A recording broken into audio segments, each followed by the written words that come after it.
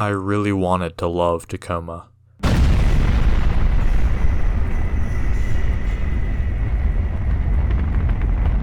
Lunar Transfer Station Tacoma. Commercial Cargo Transit Facility. Crew evacuated. Station AI offline. I played Gone Home for the first time a couple of months ago, and it instantly became one of my favorite games of all time. I actually only bought it because I thought Tacoma looked interesting, and Fullbright, the team who developed it, also made Gone Home. Knowing Gone Home was somewhat a progenitor of the walking simulator genre, I picked up both games in a bundle and figured I'd go through them chronologically. I went into Gone Home with few expectations, and was seriously surprised by it. The way the narrative unfolded, the melding of gameplay and storytelling, the unusual focus on relatability and pathos. I thought it was outstanding and encapsulated everything I love, and some things I didn't realize I love, about the medium of games. After playing that, I really wanted Tacoma to be great. And at the outset, it looks like it's going to be. It's immediately apparent that the graphics are a step up from Gone Home, and that the gameplay and interactions are more polished. I mean, look at those first-person animations. But as I played it, this feeling crept up on me. A feeling like I'd seen this all before. As I said, I really wanted to love Tacoma, but it almost resists being loved. So I ended up merely liking it, and I want to talk about why. There's a clear through line between Tacoma and Gone Home, so I'll frequently refer to the latter when discussing the former. I'm afraid I'll come off as very hostile in this video, so I want to stress that I did like Tacoma. I thought it was, on the whole, a good game, and I wish there were more games like it, because for all its faults, it represents the sort of games that the medium desperately needs to be pushing. But I think it's still worthwhile to analyze Tacoma's stumbles. There's no single thing to point to as Tacoma's big failure. Rather, there's a whole lot of small issues that add up to an underwhelming experience. But to get to where it goes wrong, I first have to talk about Tacoma's greatest innovation and success, the AR replays. The AR replays are the main storytelling vessel in Tacoma. It's a relatively straightforward conceit. Every time you enter a new area, you can download recordings of what the station's crew were doing at a certain time. This is shown in the form of AR ghosts, basically holograms, that move around the physical room and speak, just as the actual crew did. The hologram recording and administration, for instance, has 4 separate conversations going on at the same time, that eventually converge into 2 conversations, and then into 1. One conversation starts in a secluded room, one starts lower down from everyone else, and one conversation travels from the kitchen to the main area to converge with another conversation. It's a shockingly intelligent use of the level. Even smarter is how this mechanic forces the player to rewind the sequence multiple times to see everything and mentally piece it together.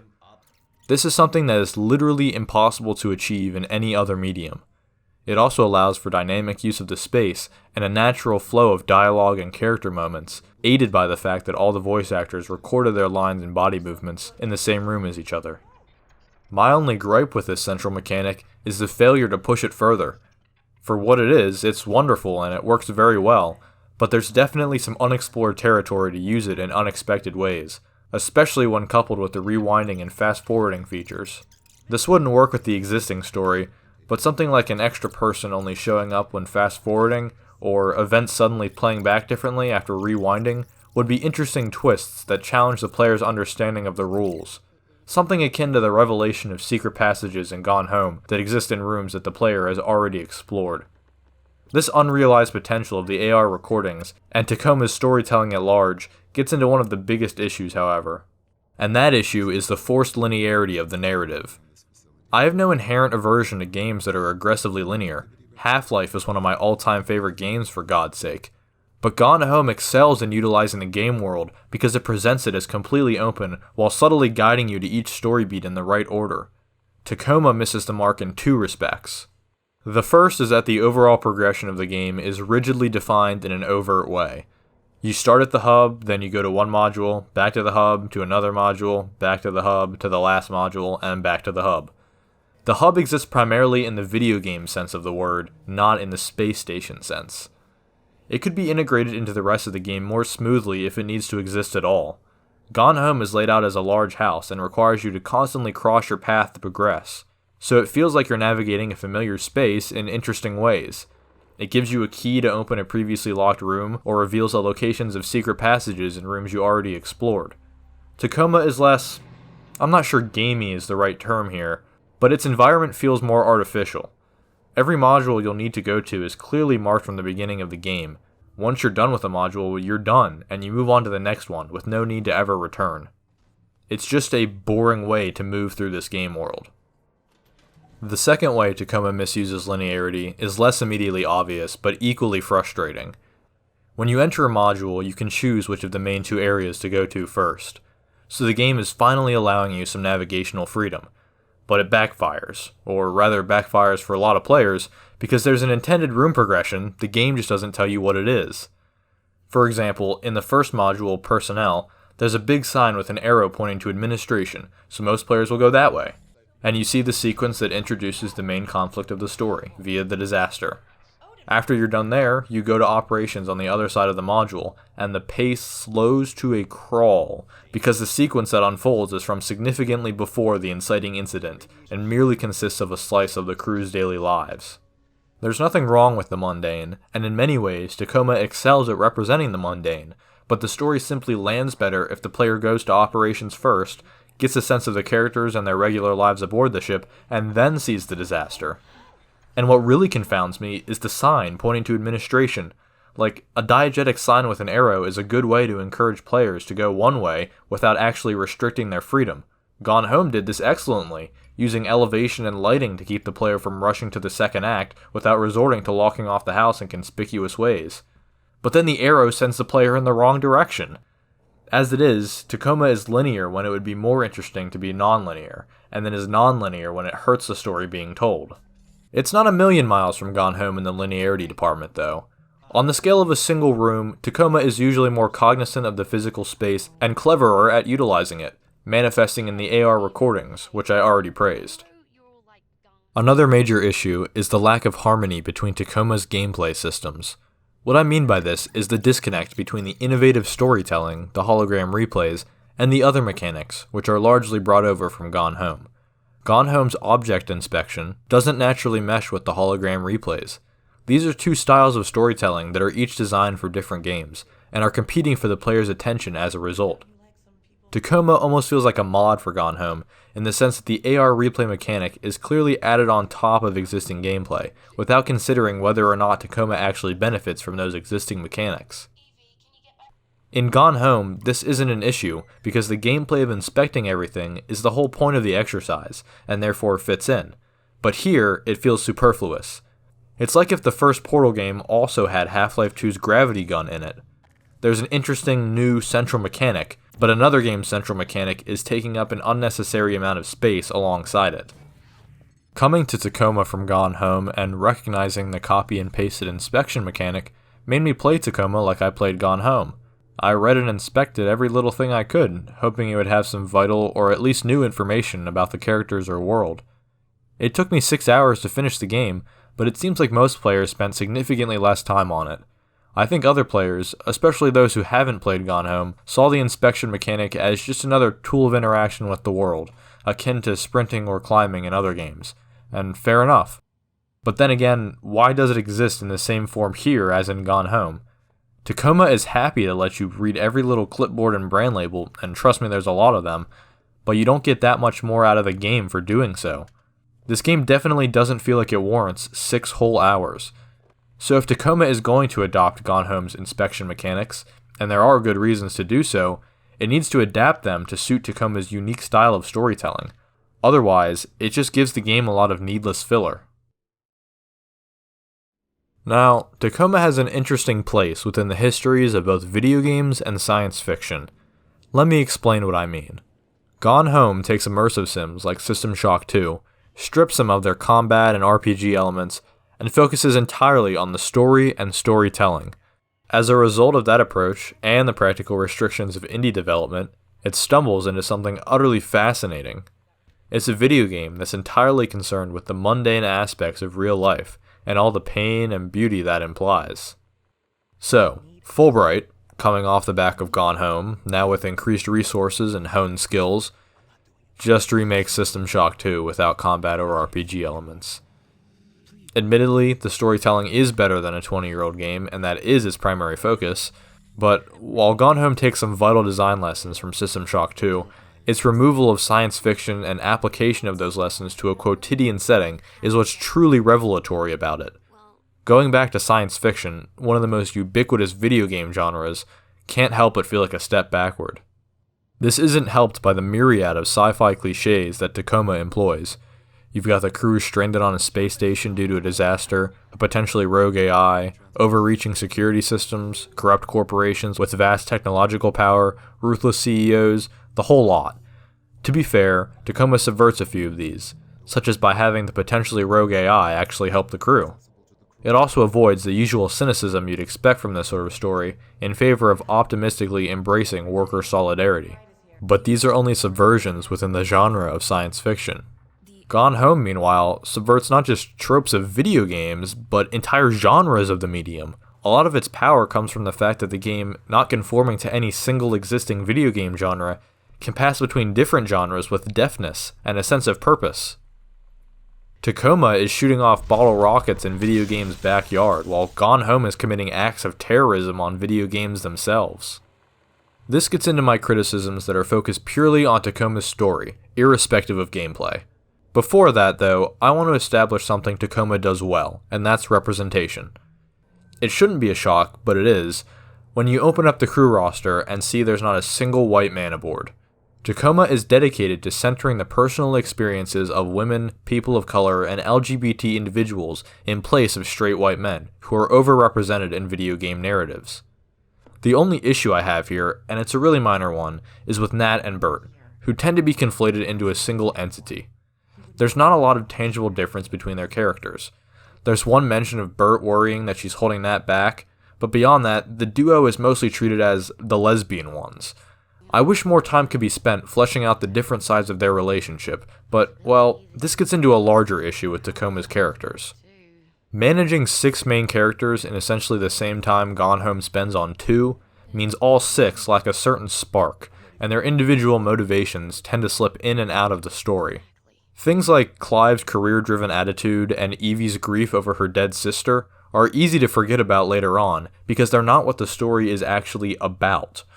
All of the characters in Tacoma have about as much depth as the father in Gone Home, who is very much a secondary character, and as a result, Tacoma's story lacks the central thrust of Gone Home's Sam and Lonnie. Sarah is really the most egregious example of this. By the end of the game, she's the primary character and the one who ultimately uncovers the truth of the disaster. Yet her motivations in this last module are vague, and she merely follows Odin's instructions to the locked-off area. The revelation that the disaster was planned and meant to kill off the crew to advance the Venturis Corporation's goals is a good climax, even if it borders on being an obvious twist, but Sarah's reaction to this is just not shown. As a result, Sarah ends up feeling like a cipher in this pivotal moment. She should really be a lot angrier about all this, which is an issue with the story's politics in general. The politics intend to fill that central thrust I mentioned earlier, but as the channel Errant Signal said about Tacoma's politics, they really ought to be angrier. The story's focus on mundanity and ordinary people is commendable, as is filtering that through the thematic lens of labor and the working class. It's easy to be disappointed by the added sci-fi abstraction that Gone Home previously ditched, but this is still a lot better than most games manage. The real issue is that within science fiction, especially in non-game mediums, leftist and pro-worker themes are quite common. An obvious influence for Tacoma has got to be Alien, which came out over 4 decades ago and also has a lot to say about the ways corporations exploit their workers. The film has extended sequences that focus on the crew's normal routines and casual conversations. Within sci-fi video games, this thematic concern is not as ubiquitous, but certainly exists. Deus Ex, from which Gone Home and Tacoma take a lot of cues, is intensely interested in the way corporations can bend world politics to suit their needs. It also has many levels where the player encounters downtrodden, working-class people affected by changing political and economic conditions. Gone Home says something new by doing something new, namely concentrating on a teenage lesbian love story in the real identifiable world. Its politics could afford to be straightforward in some respects because it was dragging video games kicking and screaming into new territory. The most novel aspect of Tacoma's politics is the unwavering emphasis on worker solidarity. The main political conflict of Tacoma's world is that the Venturis Corporation is trying to repeal wins that labor unions have made. It wants to run fully automated space stations, but is legally required to employ people on them. As a side note, it's somewhat unclear why this is so important to labor unions, given that the workers are mostly miserable on board, constantly longing to be home with their families, but I guess I can overlook that. Throughout the story, you expect the 6 crew members to gradually turn against each other, plunging the situation into chaos. But they never do, and their empathy and willingness to work together allow all of them to survive to the end. But the story never expressly connects solidarity with opposition to corporate exploitation. After all, the crew members are eventually rescued from the Tacoma station by a rival corporation. Not only is Sarah's reaction to the final revelation withheld, but she doesn't even tell the rest of the crew what she saw before they leave. So the final note of the main crew's story is naive optimism, and it's just plain anticlimactic. So Tacoma lacks the central thrust of the Sam and Lonnie story from Gone Home, and tries to put its politics at the forefront, or at least alongside its 6 main characters. But the characters' individual personalities and motivations aren't relevant to the plot. The politics have the edges sanded off, and they're just banal enough that Tacoma ultimately fails to cohere. So where do we go from here? Well, the good news is that Fullbright's next game, Open Roads, looks like it's a bigger departure from their previous work than Tacoma was from Gone Home. That's probably for the best, since its mechanics will hopefully not feel like ill-fitting holdovers from those games. The bad news is that it was recently reported that Fullbright is having a lot of behind-the-scenes issues, mainly due to its one remaining co-founder, Steve Gaynor, being a complete and utter tool. He repeatedly mistreated his employees, who are mostly women, resulting in Fullbright losing 15 employees in the past 2 years, leaving them with only 6 people currently working on the game. Gaynor himself has been demoted from the creative lead to a writer and separated from the rest of the team. Open Roads is likely to be significantly delayed, and the future of Fullbright is in jeopardy. So, yikes. There is more good news, though. It was also recently announced that one of Fullbright's other co-founders, Carla Zamonja, has formed a new game studio called Ivy Road with Davey Wreden, known for the Stanley Parable and the Beginner's Guide, and Daniel Rosenfeld, known for the Minecraft soundtrack. This is incredibly exciting, not just because the Minecraft soundtrack slaps, but because Carla Zamonja and Davey Wreden are both immensely talented creative figures who have made names for themselves working on excellent experimental storytelling games. A collaboration between them is likely to yield something innovative in that style. Fullbright looks to be in shambles, but I feel like Ivy Road is where the future will emerge, or one future in any case.